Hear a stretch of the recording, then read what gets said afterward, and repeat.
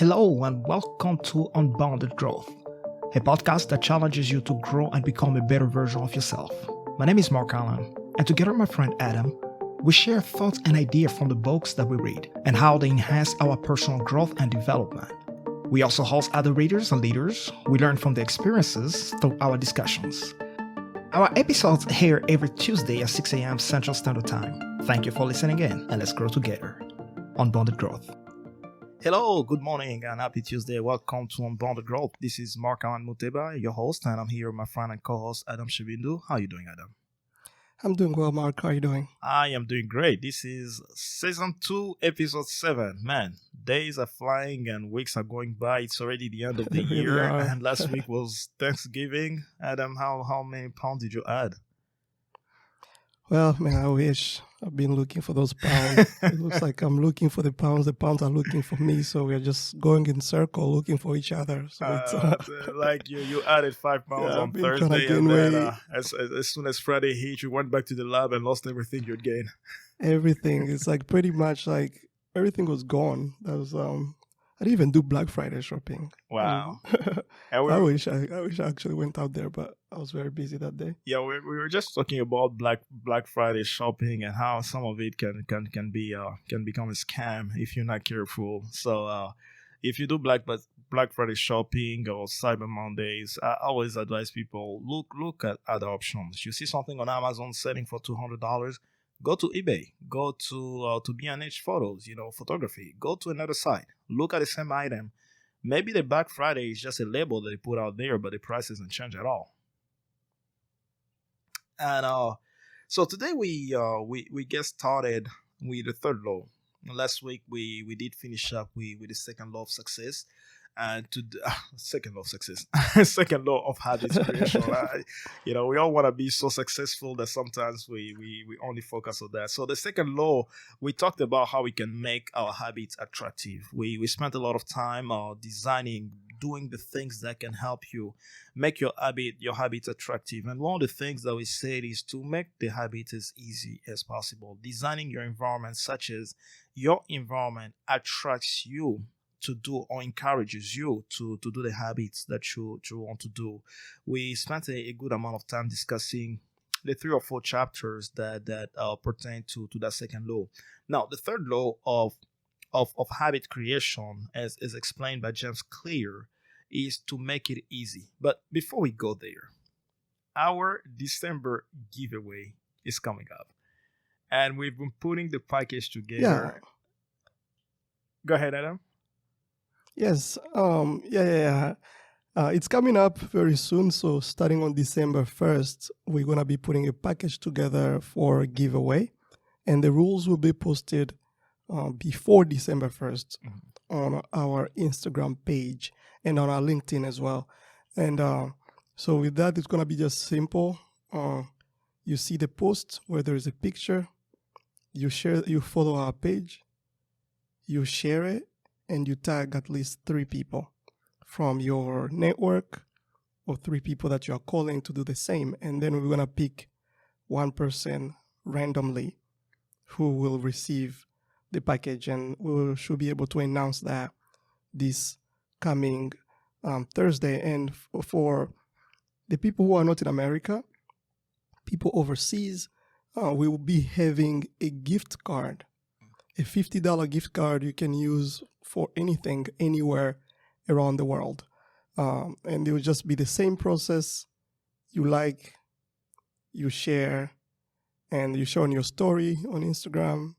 You repost on your LinkedIn, and you tag at least 3 people that can join that can join also in the raffle.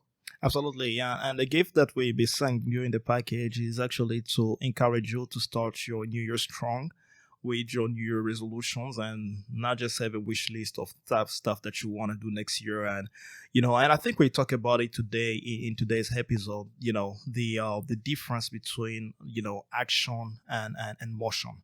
A lot of us get into motion. We wish to do things, we plan to do things, but we never actually get around to start doing the things that we need to do.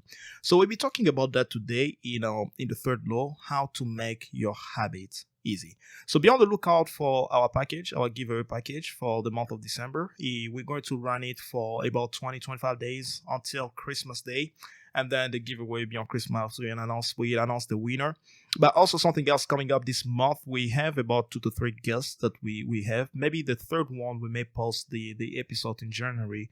But we have we're trying definitely to get our 2 guests this year. One of them will be talking a lot about in business. How can you make your business successful? If you're in small business or you're trying to start a business, I would like to invite you again to hear the story of this gentleman. I mean, he has an amazing story. We cannot wait to have him here. The other person that we'll be receiving will be talking to us a lot about her journey with personal growth. We'll be talking about education. How can your environment influence you? And she has a powerful story about the influence that your environment plays on you, and the things that we just do not know as a community, especially minorities. Some crazy statistics, such as there's $100 million on scholarship that are left on the table every single year for high schoolers that are available there, but nobody's taking advantage of them here in the United States. So if you live in the United States, I'll definitely invite you to also tune in with us, and we make the dates available to you as soon as possible. And of course, those episodes, we're trying to have them on videos so that you can also have the opportunity to see the people that you will be that we'll be receiving and the conversations that we'll be having. All right. All those announcements being given, let's dive into the book. Make it easy. So, make it easy, the third law of success. James Clear starts in chapter 11. The chapter is called Walk Slowly, but Never Backward. I'll start with this story, and Adam will pick it up from there. So there was a story about this professor, and I'm trying to find his name. His name was Jerry Osman. So Jerry Osman was a photography professor in a school. At the beginning of the year, he divided the class in 2 parts. One part, he told them, hey, you are going to be the quality group. And the reason why I'm telling this story is because I'm in photography. And I'll probably tell why, how this makes a difference. It's crazy when I read this story. It resonated so much with me that I was like, wow, this is crazy.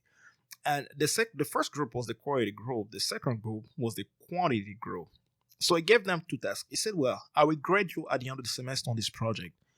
But all you have to do for the quantity group, I just want you all to take as many pictures as possible. And once you've taken all those pictures, bring me the result. Bring me the results, and I evaluate the result and see who got the best picture, right? And the quality group had a different task. They say you need to take as few pictures as possible, but I want those pictures to be perfect. When you go out there, make sure that you check your lighting, you check your exposure, you check your ISO, you check if you take a photography gig, you probably understand what I'm saying by all that. You check all those parameters to make sure that you get me the best photo. And at the end of the semester, when they're evaluating the work, all the best pictures were from the people who are in the quantity group. And he goes on to teach an important lesson here. He said, most of the times when it comes to habit creation, quantity is better than quality. And I'm a victim of that. Adam knows me enough by now to know how much of a perfectionist I can be. It's like I never want to start something until it's perfect. And circling back to the example I was saying that I was going to give, even as a photographer, I do photography. I understand photography to a higher level, and I can have pretty technical, detailed conversation about photography. I spend a lot of my time watching YouTubers that explain things about photography.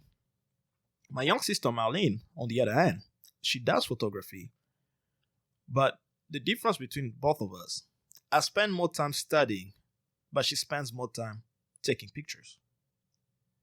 And every single time, like we are both struggling to take a picture, I can set the parameters and everything. I can explain to her why a picture is coming wrong. But if I take the picture and she takes the same picture, her pictures always come better than my picture. and I've just noticed that. And sometimes I'll just look at the pictures like, wow. And I'll be going through the pictures like, did I take this? And it's like, no, I took that. And I was like, okay, I think you just you. It's like, okay, I'm still teaching you. I'm still your coach. Okay, so put some respect on my name. But it made me realize with time that it was not the knowledge that I had that was taking good pictures. Yes, the knowledge helps a lot, especially when you're working in studio pictures, studio photography, natural light, and stuff like that. Your knowledge helps you. But if you are not out there pressing your shutter and taking pictures, you are never going to be a great photographer. You're just not going to be it. And I thought this example was so dear to me that I think it was really driving the point home. And then he give a quote here that I really like. It says that I've heard this quote backward, and I think it makes sense in all ways. He said Voltaire, which was a Frenchman, says that the best is the enemy of the good. I've heard that the good is the enemy of the best, right? Especially when you Yeah, I read a book actually, Good to Great. Good to great, yeah. Yes, I think it's what's his name? Jim I Rohn? think it's Jim Collin. No, Jim Collin. Jim Collin. Jim Collin, yes. Yeah, Good to Great, and he's talking about how companies that are good turn into companies that are great. So he did actually that. This is actually a scientific experiment that he's talking about where he said a control group of companies, and then he said he looked at companies that became great and how they went through that process. And I think here is Voltaire is making the switch. Right. He's saying that, and I think he's coming hard, strongly against perfectionism. Perfectionist, yes. And I think that's the danger with perfectionism. And it goes on to talk about that idea about motion and action. And yeah, I'll let Adam finish his idea, and then we can move on to that. Yeah. So I think a few things that kind of just captivated me on this story, as you have already said, is just the idea of the good and the best. And for particular cases, that again can be this quote can be used interchangeably, both for good.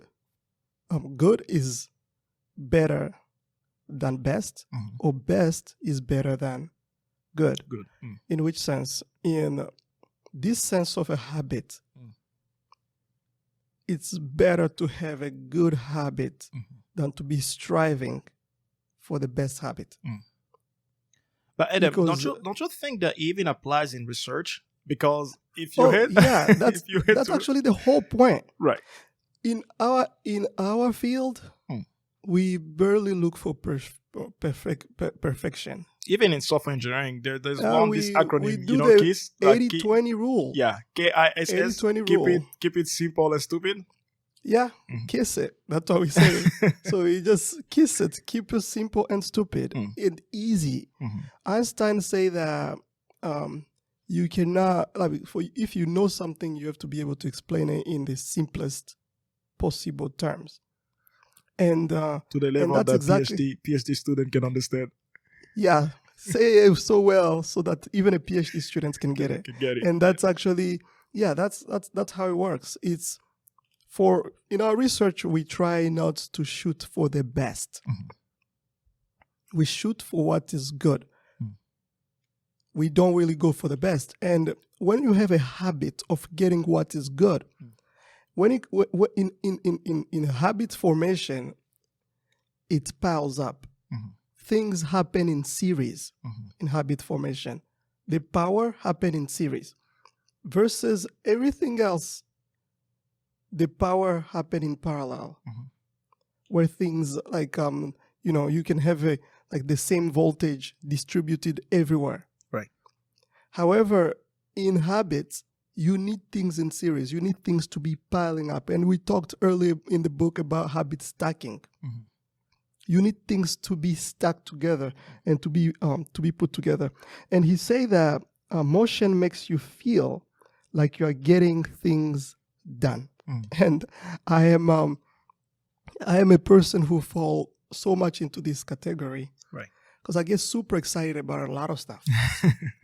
Anyone who knows me knows that I'm not just doing one thing. I have a bunch of stuff that I'm doing, and as a result, so many of them don't come into fruition. Right. So many of them just end up as ideas, and they don't really get done. I do get some stuff done, but not everything that I want done This time. is done. And that's why, because I get super excited. I set goals, big goals and big plans. That, hey, I'm going to achieve this, and I'm going to achieve this, and I'm going to achieve this.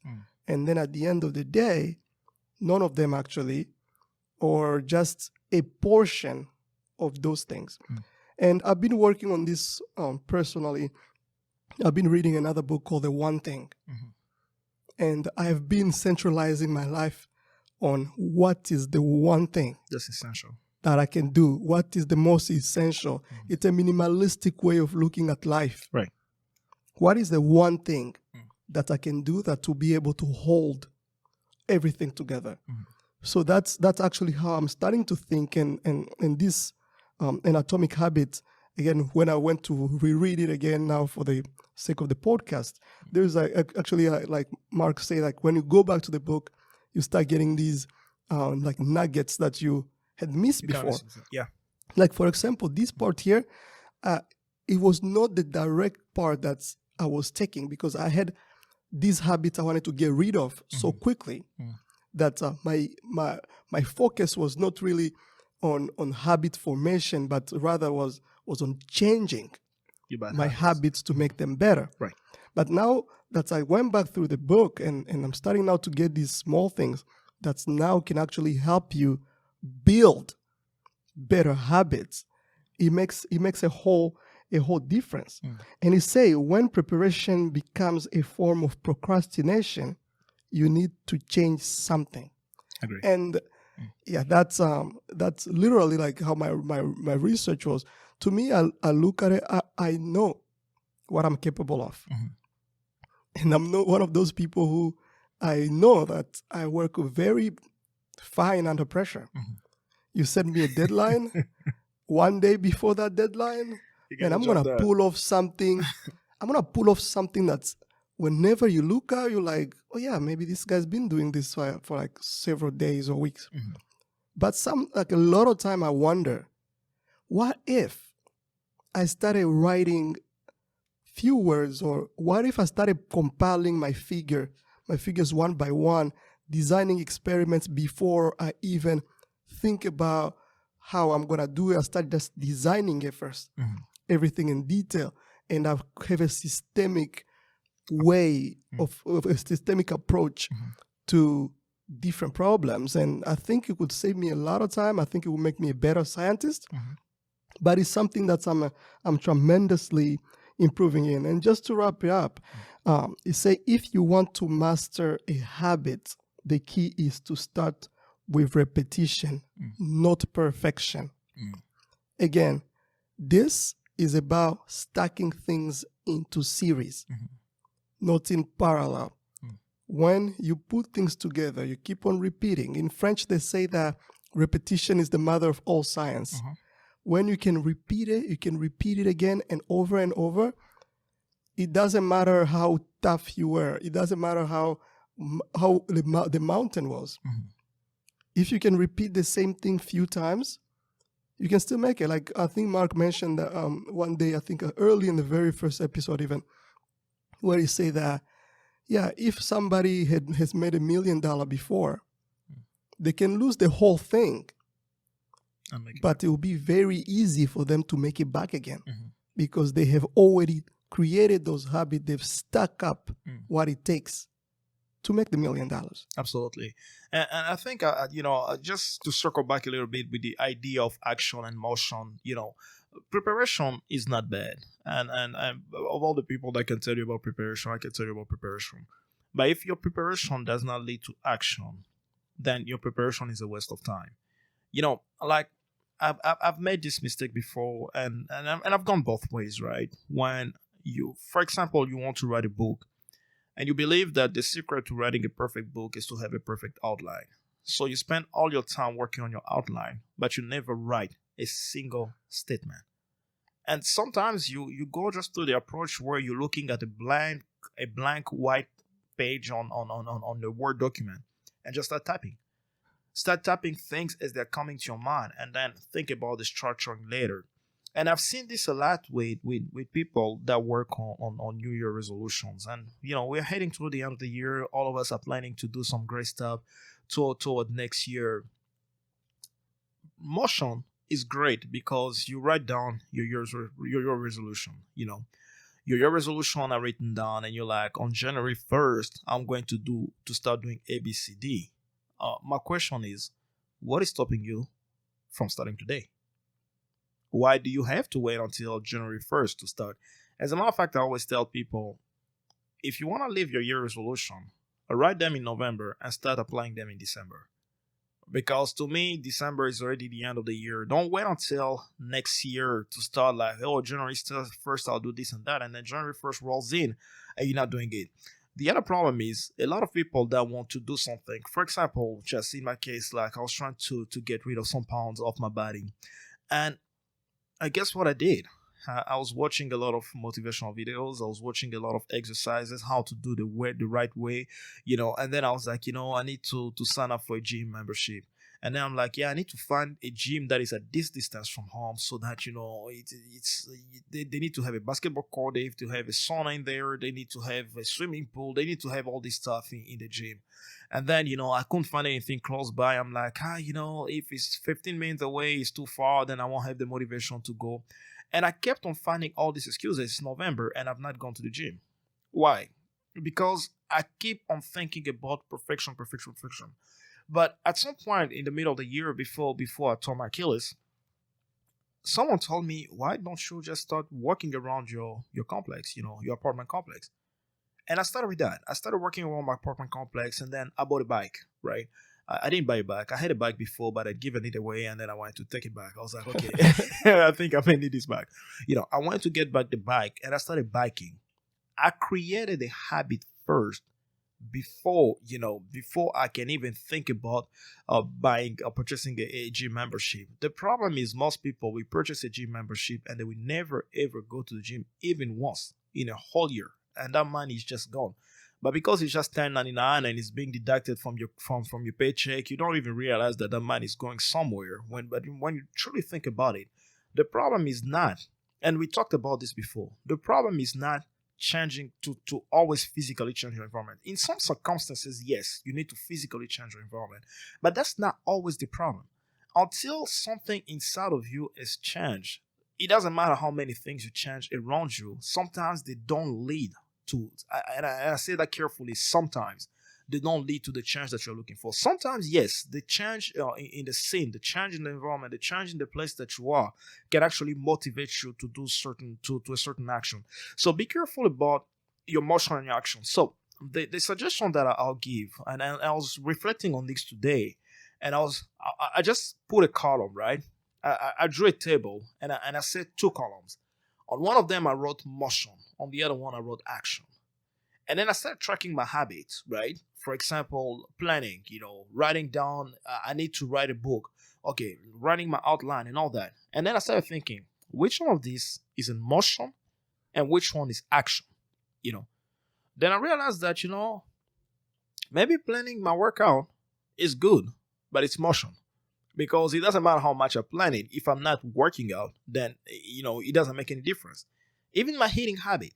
Like I'll literally sometimes on Sunday just sit down and plan my whole week. Like on Monday I'll eat this at night, this in the morning, so I can just keep track of stuff like that. But then I wake up, I go to a living room, I find a bunch of cookies on the table. Guess what? I grab one, I eat, and I'm not living the commitment that I had. So track down, look at your habit, your current habit. If you're looking at 2021 or 2022, I'm sorry, 2022. If you're looking at 2022 and you're thinking, what are the things that I need to change? Which one of them are leading me to action, and which one are not leading me to action? And I think in the 12th chapter, it goes more to talk. We talk more about it, about how to implement those action, how to go about action to make your actions such as you can implement them. But before we go there, there's a very interesting question that James Clear poses here. He says, how long does it actually take to form a new habit? And that's a question that A lot of people have asked themselves. A lot of people say, well, it takes 5 days. Some scientists have proven it takes 12 days. Some scientists say it takes 21 days. Trust me, I've tried to go with no food and veggies for 21 days. And as soon as 21 days were over, 22nd days was back on meat and everything, and buffalo wings and everything that you can think of, right? Does it take 21 days? Does it take 60 days? Does it take 90 days? James Clear gives a different perspective. And I'll let Adam start with that, and we continue. Yeah, so there's a point that he makes here about that. He said that it doesn't matter. It doesn't matter how long you do it. Mhm. Honestly, what the idea about habits is not a function of time. Habit is a function of frequency. Mhm. The more you do something, the better you become At at it. that thing. And the easier it gets for Every you. habit, Mm. yes, every habit you can think of start with a lot of effort. Mm. It start because if from a baby when you're learning to just crawl, it all starts with a lot of effort.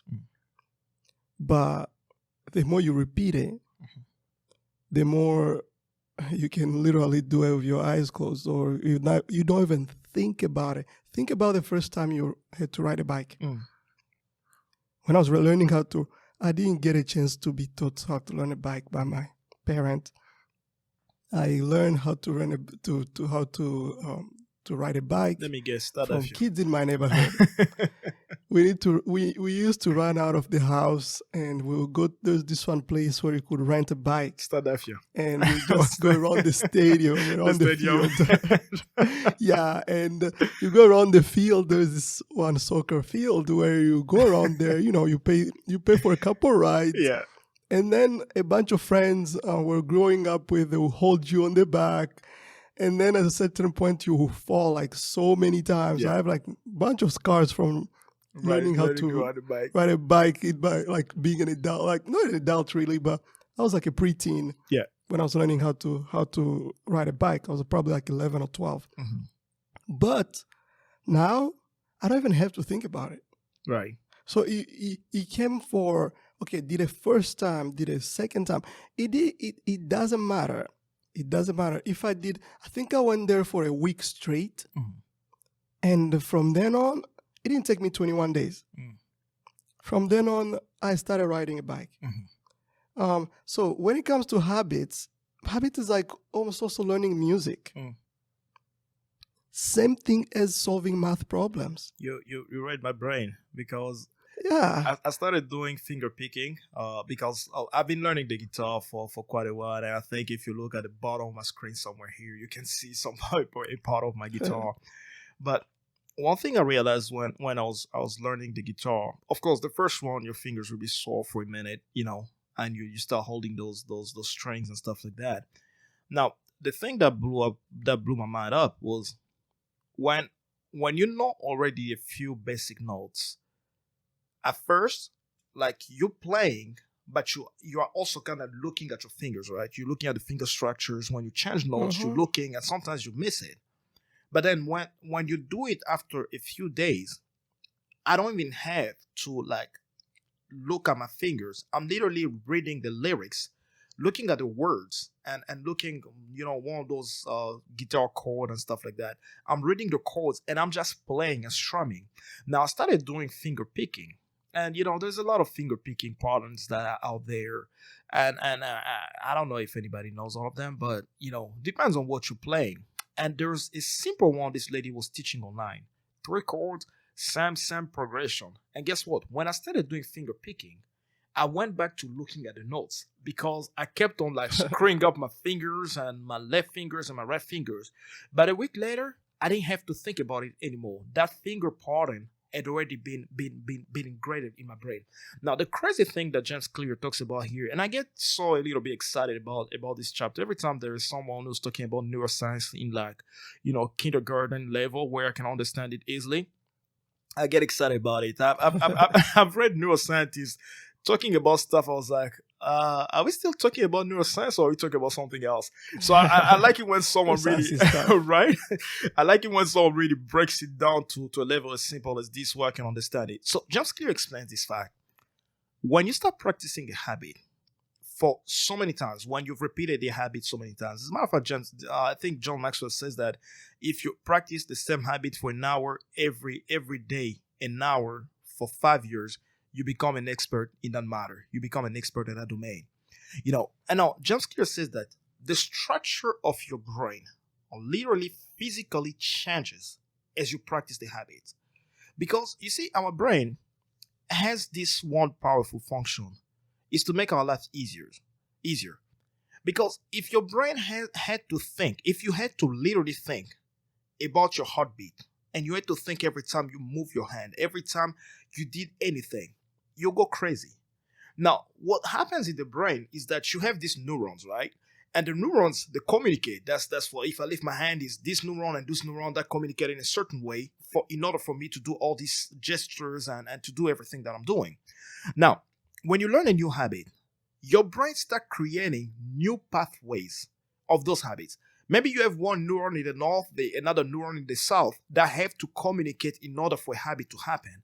Your brain create like in economics or maybe in computer science, we call it critical path. The shortest path between those 2 points so that you don't have to think a lot in order for you to do a certain habit. And that's what makes it easier for me when I'm picking my guitar. My brain, I no longer have to look at my fingers. My fingers already know where they need to land simply because I have been playing this for so long. And it goes about music. I had a professor in college. She wasn't a doctor. I think she had a master's degree. I like to call her doctor because she just looked like a doctor. Her name was Yi Lao. She was this wonderful Chinese woman, has been in the United States for a few years. She had a master's in mathematics. She taught herself programming from scratch because when I asked her, how did you do it? She told me, if you know math, you can learn a lot of stuff by yourself. You don't need to be taught anything. People didn't like her as a professor because they said she was tough. She, in class, she was very strict. You couldn't use your phone in class. You had to wait a certain hour before you could take your break. Like you just don't walk in and out of a class. And if she walks in class, she locks the door. So if you're late, you literally just miss class. She was, a very traditional, strict person, but she's probably one of the best professors I had in college. And I'll say why. She did not only teach math, she also taught us like life lessons. Little things like, she tell you, for example, for your quiz, write your name on the top left of your page. And I'll assure you, if you wrote your name on the top right of the page, she will not even grade your paper. Later, she'll give you a 0 without even looking at it.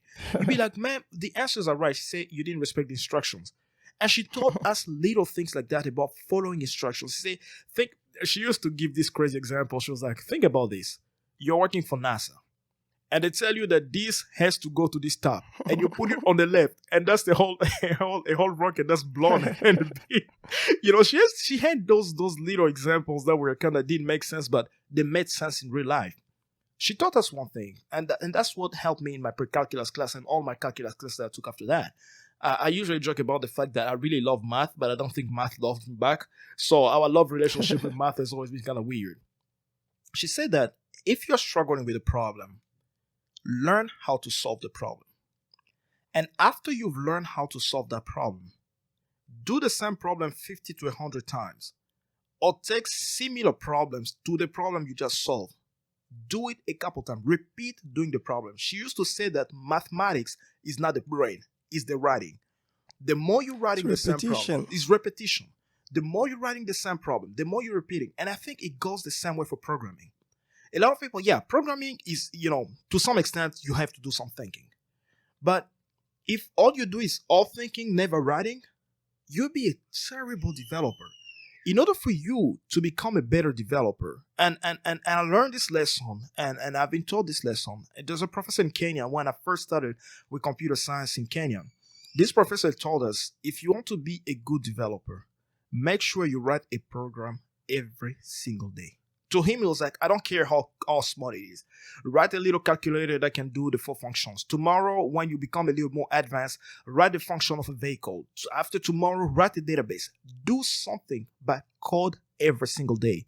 And trust me, the people that I knew back then that were practicing it. I was practicing it back then, and then I started falling off track and all that.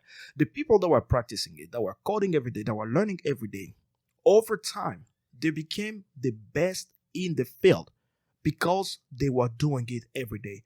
So repetition changes the structure of your brain. Yeah, and it doesn't, you know, sometimes it doesn't matter the time. Again, as I mentioned, the time is not really a factor here. It's about frequency, how often you do it. You mentioned programming. I have a little brother, Gael. He's in Uganda right now, studying computer science. Gael is I think he's a first year student or second year. Gael is developing apps. He's developing databases. He's developing websites. He made this one website where he can help people fall asleep. So Wow. he connect the website is connected to these different type of videos. And those videos, when you go to his website, if you have problem sleeping, so there's like a basic beautiful melodies that you can listen to. There is some Bible verses that can just be reading in the background and can help you sleep. The rain can help you sleep, thunderstorms, whatever it is. And he's actually even making an app for it now. And he's a first year. Gael, I believe, I don't think Gael has been in Uganda. I think Gael got in Uganda in January this year. And probably he's starting his second year in college. But he's already a developer, and he's so passionate about it. He talks about it all the time. And he programs every single day. And so it's all about frequency. Repetition. It's all about how often you do it. Math, actually, I have a similar story in math. When in Congo, you choose your major in high school. Yeah. So when I chose my major in high school, I wanted to do business because I saw my dad doing business and he was doing fine. And then I was like, yeah, I can take over my dad's business and whatever. And I used to have big dreams about it. I wanted to study business management, but my dad forced me into science and engineering.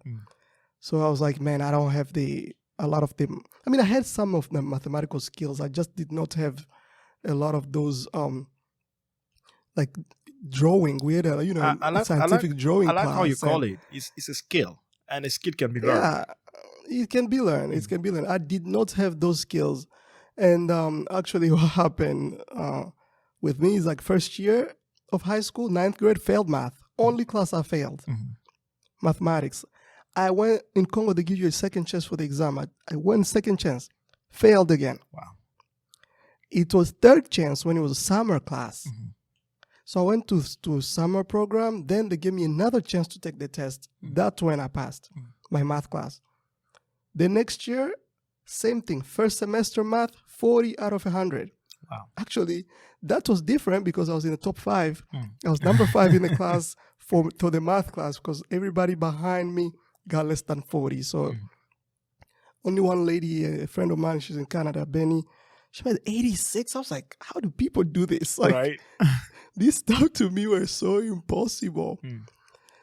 Our math professor used to give us 150 problems every weekend. Wow. Yeah, they didn't see me in church in 10th grade, ever. We had to solve them, and he wouldn't even grade them. He would just flip through the pages. If you did some of them, you get a grade. But I went deep.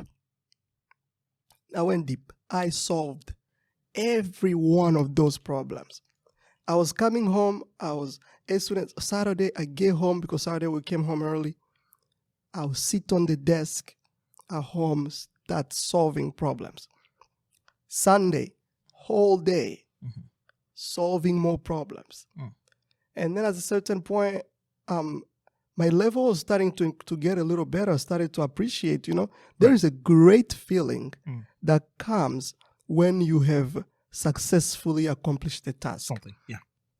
And I think we do tasks because of that feeling that's without many words that you get. And I but think there's that's a what feeling James that you Clear get. talks about, Yeah. right? When you have the habit, the cue is the reward that pushes you to redo. Yes, that the pushes you habit to keep on doing it. Because there's this feeling, there's the thing about solving complex problems. It's there's this complex of superiority that just take over for a second Mhm. when you have complete. I usually feel I'm on the top of the world Mhm. when I've solved those complex problems. So I started getting my mind into complex problems. My dad actually took me even deeper. My dad took a teacher who was coming at home Mhm. to teach me even more. So he started challenging me even more, With more training questions. me in math, training me in physics. By the end of the year, I was among the 80 people, the kids who made 80. Wow. It built my self-confidence at a level that you will never imagine. Mm. Next year, I was now in Kinshasa, top student in math in my whole class, top student in physics in my whole class. I mean, chemistry, I was already beating it up, and biology, I was already a science guy. But it's just math and physics was taking me down. Right. Struck math and physics in finished high school. I killed my math classes, my physics classes. I really destroyed everything because I never stopped. I kept on solving problems. Every single day, I would solve mathematical problems. And now, fast forward, went to college, came to grad school.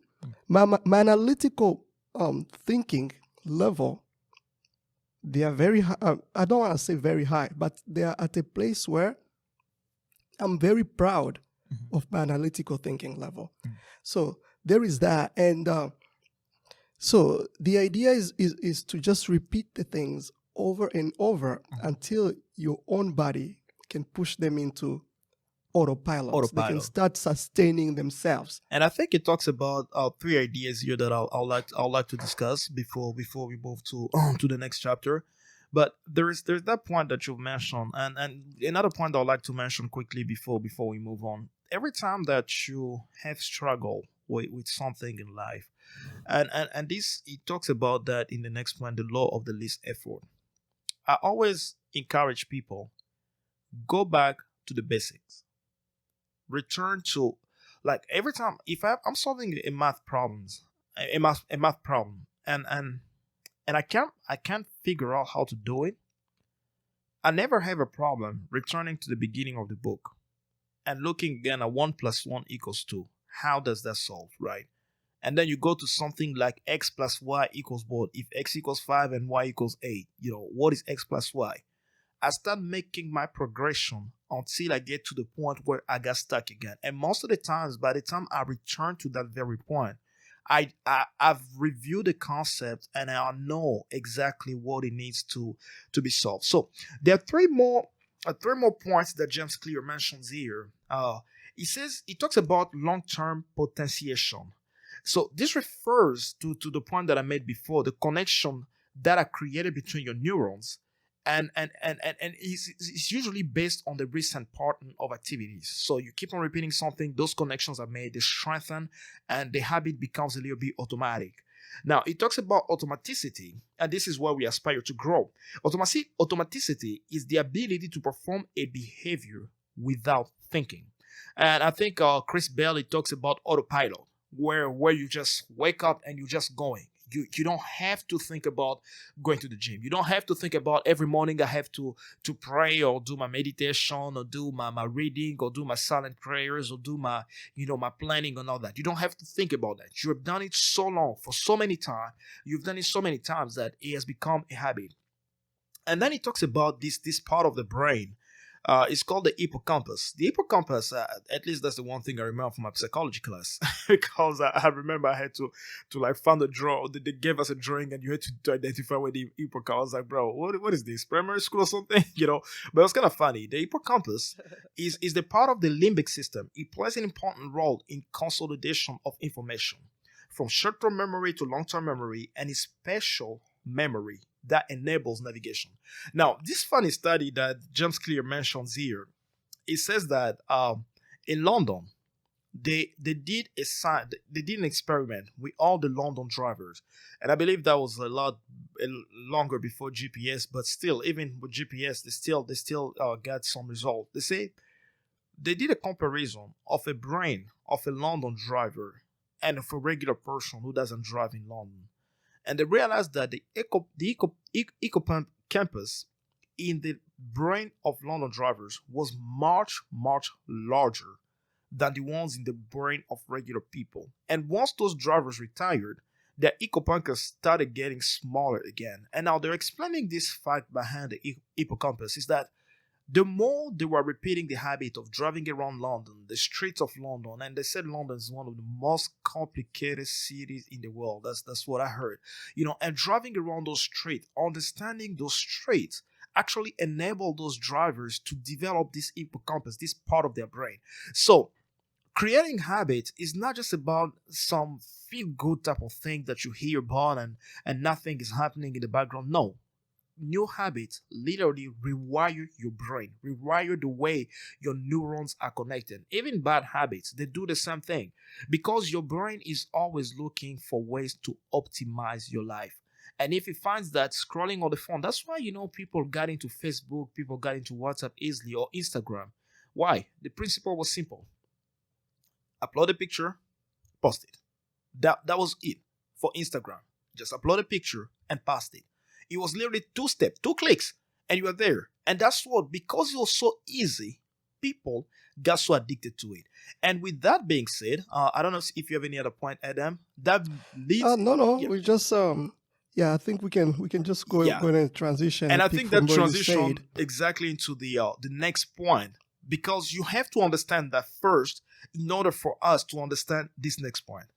The next point is pretty much the title of our episode today, the law of the least effort. And we've talked about this before, son. Yes. This is basic physics. And I think the story that he starts with here, he started with a geography lesson. Yeah. And he started talking about basically the continent the different continents. North to south, and east to west. He said that if you see the connection that the way people grow things is that it's easier for crops and things to be similar when you come from east to west than north to south. Right. There's a lot of changes that happen north to south. However, east to west, because they're it's very easy on the same latitude. The same latitude. Yeah, the weather seems to stay the same. Seems to be pretty much the same. Right. And that's why that push-even development goes along those lines. Now, something that is important here when you talk about the law of least effort, actually it's a physics law. It's a law of physics because it's how nature operates. Right. The first thing you learn in physics, any physics class you've taken, is the law of conservation of energy. Energy is always conserved. That's the first thing actually I learned, and that's helped me through my entire education. The energy is not we don't lose energy, we don't get energy, it just transforms itself. Yes, energy is neither gained or destroyed. Energy is only transformed from one type of energy to another type of energy. Now, if you think about it in those perspectives, is that the least effort that's here, like nature goes toward the least effort. When I teach heat transfer, I teach my students that heat is transferred from high temperature reservoir to a low temperature reservoir. That is how it works. Same thing goes for currents, current in electricity, or if you look in current in fluid mechanics is the flow. Flow goes toward the least resistance. That is just nature. Now, the least effort it takes for you to accomplish something, the more likely you are to do it. You can accomplish that thing. Your brain will be just directly wired to all the easiest. Now think about it, as Mark Allen just said, how easy it is to post on Instagram. You saw it, you click it, it literally 2 clicks. Yep.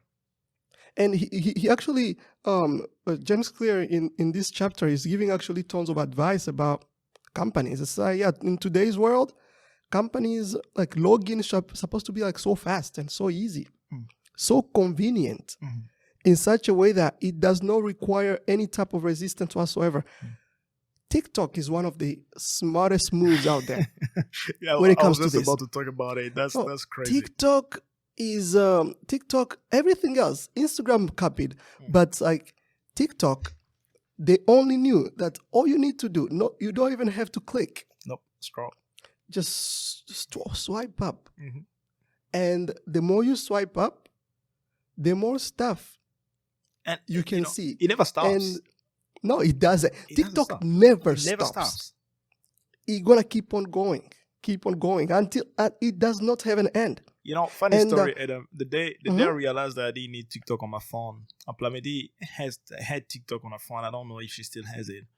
But last year, when we were expecting our first kid, we were at home, not much to do.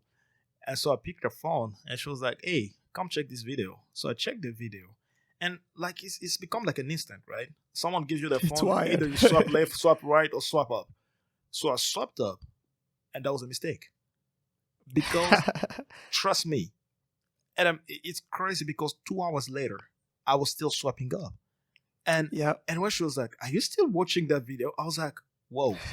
Then I look at the time. When I realized how much time I'd spent on it, I knew right on that TikTok was not something I was going to get Yeah, on. that's actually what has killed my time. When I used to travel, I used to listen to books a lot. Right. But now, last time I went to Kansas, I did not listen to books that I used to listen to. Instead, I found myself just picking up on stories on TikTok. Mm. I would scroll, and I don't know, man. Like they just know what interests me. Like they just know. Yeah. I love biology. Mhm. So anything biology related, somebody's talking about the human body in some aspect way or behavior stuff, Right. I'll watch that.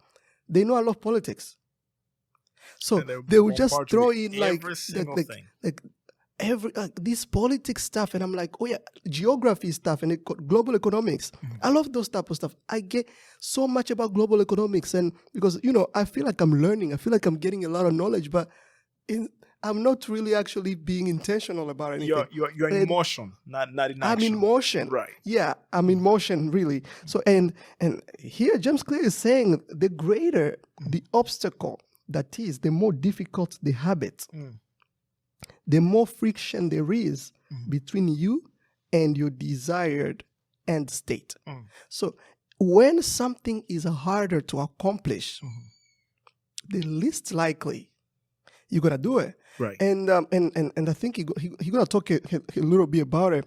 Is that how to achieve more Mm. for less?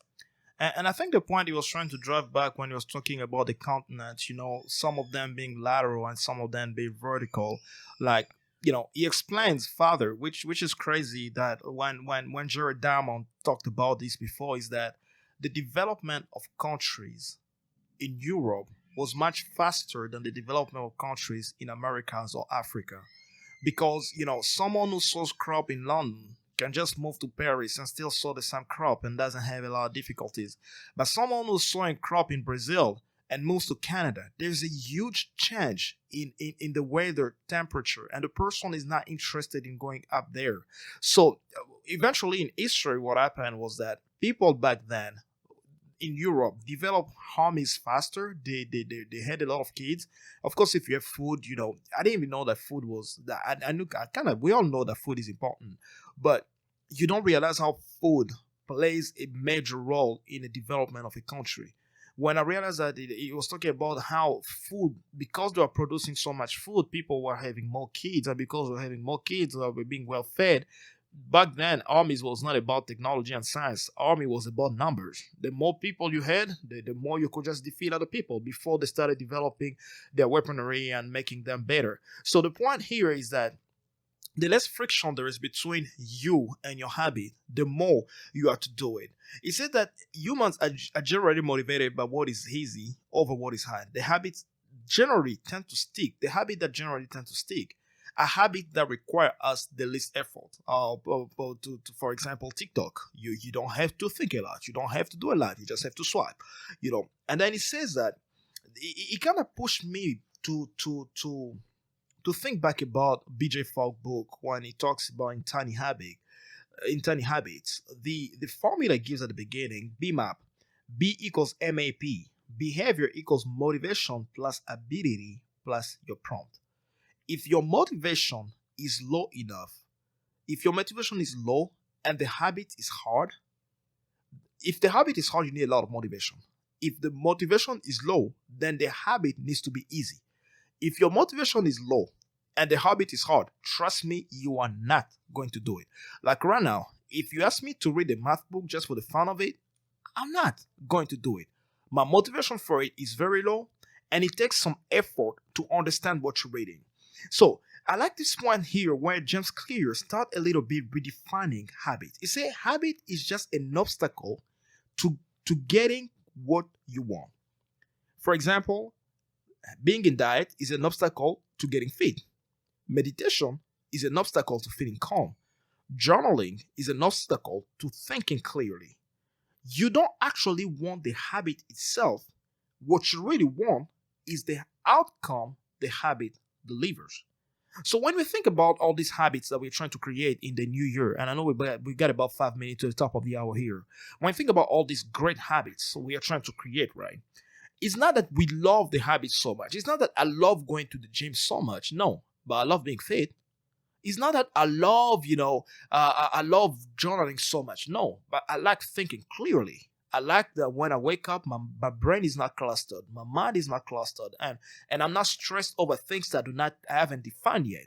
So it's not that the habits that we're trying to acquire is because we love them so much, but it becomes that obstacle to getting us where we want to be. Now, with every obstacle, there's something that happens. Is the friction, right? The and this is not a law of physics, right?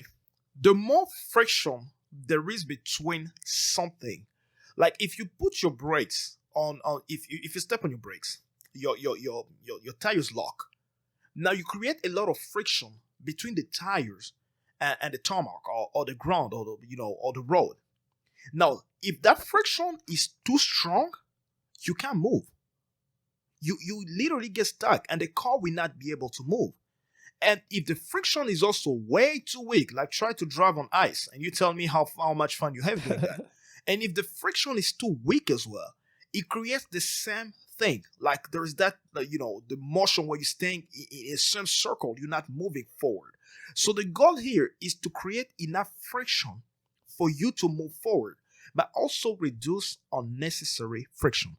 You want to be more productive or you want to develop better habits, you need to reduce your friction between your current habits and the habits that you're trying to create. Let's say, for example, you're trying to get fit, right? You're trying to do 1,000 push-ups a day. Well, if you shoot for 1,000 push-ups before 7 a.m. and you wake up at 6:30, I bet you your chances of getting there are a little slim to none. But if you shoot for one push-up every day, of course, one push-up every day for the next 100 years will probably get you bulked up, but not a whole lot, it's just a function of time and repetition and all that. But one push-up is much easier to do than 1,000.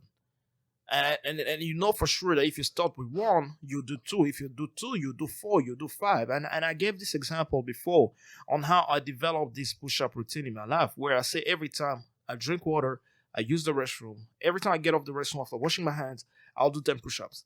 And every day I started finding myself, that was of course before the injury and I couldn't put my leg on the ground for a few weeks. Every time I was doing push-ups now, it got to a point where I was doing 100, 200 push-ups a day. Why? Because every time I say after I do A, then I'll do my push-ups. After I do B, then I'll do a push-up. Reducing the friction between what I wanted and the habit I was trying to build actually helped me to develop that habit much easier. Yeah, and just to wrap this up, there is a strategy that is saying, and I've used that, and that's how I am. Yep. You say that the strategy is addition by subtraction. Mm-hmm. What does it mean by that? It's just like doing more by doing less. Mm. That's actually what I do. A lot of people tend to call me and be like, "Hey, how do you get it all done? How do you get it all figured out? Like, you must be a very hardworking guy. You must be, how do you accomplish all the stuff that you try to accomplish, and at the same time, like we are publishing a magazine, we are doing this, we are doing that. How do you get all of those stuff done? I am not a very hardworking guy. One thing that's true about me, I am not very hardworking. I'm a very lazy individual. One thing that is true about me is that I'm proactively lazy. Like I create shortcut in everything. Funny me. thing. And Mark Zuckerberg said, if you want something to be done quickly, give a hard task to a lazy person. He's gonna find the quickest way to get it done. Yeah, I'm telling you, and I think that's why I became an engineer. I find my lazy way out of everything. Like this technology I make, I don't have to use my hand. I don't have to be there. I just have to click a button and the whole thing gonna do its own thing. I don't want that the tension. I don't want the friction. To me, I just make it easy. I keep it simple and uncomplicated. And once it's like, I can still be lazy. You will see me dancing at the party, and tomorrow you'll see me getting in a word.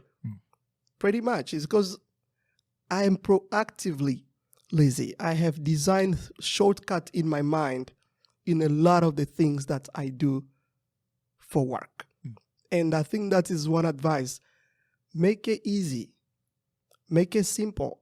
When it's too simple, you can accomplish it. You don't need a lot of motivation. Feel like you are doing it. And you don't even need a lot of motivation. It's like breathing. It's like breathing. We breathe without even noticing that we are breathing. We talk. We imagine the first time when people were trying to talk, or when it was a baby, he's trying to say mama or papa for the first time. I'm watching Adam Probably Blaze. the hardest task. Adam Blaze just done in their life. learning to wave. Like, he's still like holding his hand up, and then you go like, and then he looks at his hand, and it's just amazing. Yeah. So now imagine now that you've done it, like you've repeated it so many times, and now it has become like it's on autopilot. So you just do it, and that's one thing I'm good at. It's just like, I mean, of course, it can be dangerous for research, because in research, you want to be fully in control every time. You don't want to be on autopilot when you're doing research. But I tend to just keep on doing. Like, when I do, is I find the shortest way there. And once I figure out the shortest way, my presentations are some of the simplest presentations. My talks are not very scientific. I mean, they are scientific for people who understand. But the way, if I tell you about my research, I can explain to you the whole thing in 3 minutes or 2, because I keep it as simple as possible. And that's how I conceive it on my mind. I see it as easy and simple and achievable. And I'm capable of doing it. And that's the whole point about adding by subtracting, is finding what are the things that are actually stopping you from doing your habits, right? You need and this is why we encourage you every day here to write down. Write down just helps you to think clearly. John Maxwell, I believe, in the book that I'm reading right now, Developing the Leader Within You, he talks about this simple principle. You cannot solve a problem that you have not clearly defined. So the first thing that I will encourage you to do as we winding up this episode is define clearly what is stopping you from doing what you want to do. Let's say you want to write a book, right? Or you want to lose weight, or you want to save more money, or you want to do ABC, whatever your goal is. First of all, define what is your goal. What is the thing that you're trying to accomplish? And you want to do that for every single goal. The second thing you want to do is to define what is stopping you from doing it. What are the frictions that are stopping you from doing that? And one of the friction can just be the way your environment is designed. Try to write a book in a clustered house with a lot of kids running around. I don't know how much concentration you can have doing that. That's why research facilities are also usually closed facilities where not a lot of people have access to. You need too many kids to even get to the laboratory, because they want the people that are doing their research to be focused. They want them to be in that environment where there's not a whole lot of noise, there's not a lot of chatters, there's not a whole lot of stuff like that. because you need that focus. So what are the things that are stopping you? Reduce the friction, subtract all your friction, and then you can be more productive. I think even gives an example of a Japanese company in 1979 that became more productive just by doing that. They were just looking at their line. What are the things that are doing that our are moving slower? Oh, we have too many people on the lines. Yes, cut the people on the line. Move, some people, have them do something else. Well, the machine are too old. Renew the machines, and all those little things, those little changes that you make every day are the changes that make a big change. There is no overnight success. It takes a few years to become an overnight success. You see someone working hard for 10 years and then succeeding on something we think is an overnight success. No, they learn to add by subtracting, removing every single obstacle that was on their way in order for them to become more efficient. Even in your workflow, what are the things that are stopping you to be more efficient? You need to create a certain workflow, and that will help you. All right, it's with that we'll be wrapping today's episode. Next Tuesday we'll be finishing up with the with this chapter. There's another point it mentions here about priming the environment for future use. How you can prepare your current environment. If you're coming to the office tomorrow, how can you prepare your office so that when you walk in, you are focused on working, not focusing on cleaning the coffee mug on your table and removing the trash that you forgot there? If you clean it up in advance, then when you come in, you don't have to think about it. How you can prepare your environment for that. And once we are done with that, next Tuesday again, we talk about another important part of this book. In chapter 13, it talks about how to stop procrastinating by using the 2-minute rule. I am so excited about that rule because if you can do it in 2 minutes, trust me, you can do it for 2 hours. And you can learn to beat your procrastination by just using that rule. With that being said, we'll be winding up this episode today. Thank you again for having been with us. Do not forget, our giveaway is starting on December 1st. We'll be posting it on our Instagram page, on our LinkedIn page, and on our YouTube page. And if you're not subscribed to this podcast, if you're first time here, do not forget to hit subscribe or to click on the to like the button or whatever, the like button, and click on the notification bell so that you are notified every time that we press something, especially that we're coming up with that giveaway. We don't want you to miss out on it, so make sure that you follow us on our social media pages and on YouTube as well. And if you want to watch us, of course, if you're tired of listening to us, you just want to see what we look like, tune on YouTube. We are posting our Zoom calls now. We add them, and our future guests as well. We will be posting some of the videos with them. Adam, anything else before we leave? No, that's all. All right, it's that we'll be wrapping up today. Thank you again, and we'll see you next Tuesday. God bless you, and you have a wonderful day. Bye-bye.